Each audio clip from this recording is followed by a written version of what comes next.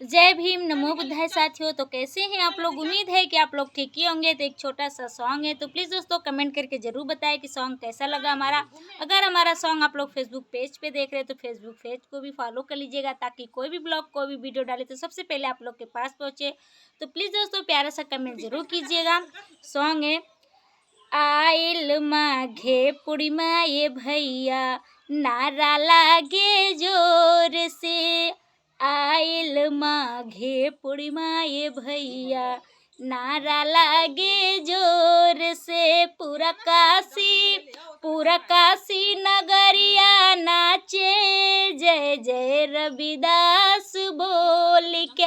पूरा काशी नगरिया नाचे, जय जय रविदास बोल के। आइल माघे पूर्णिमा ये भैया, नारा लागे जोर से। आइल माघे पूर्णिमा ये भैया, नारा लागे जोर से। पूरा काशी नगरिया नाचे, जय जय रविदास बोल के।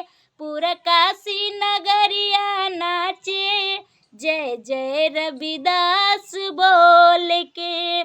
संतों में संत बड़े गुरु रविदास हो, इन्हीं के लगल बाटे सबही के आस हो। संतों में संत बड़े गुरु रविदास हो, इन्हीं से लगल बाटे सबही के आस हो। सजल झाकी हो बड़ी हो झकास, अरे आइल हो दिन बड़ी खास।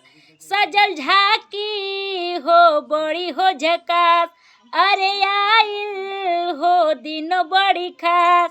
आइल बा सभे दर्शन पावे, देखा हथवा जोड़ के।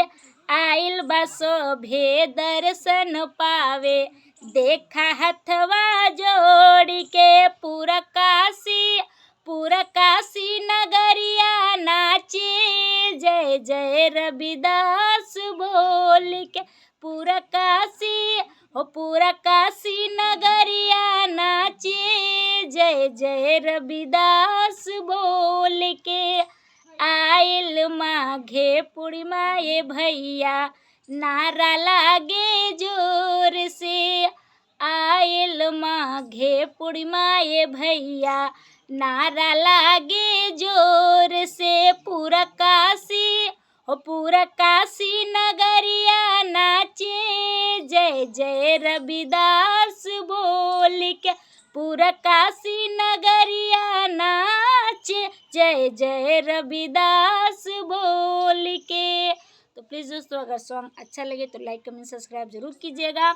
हमारे चैनल पे नए हैं तो चैनल को सब्सक्राइब करके बेल आइकन दबाना ना भूलिएगा। जय भीम, नमो बुद्धाय साथियों।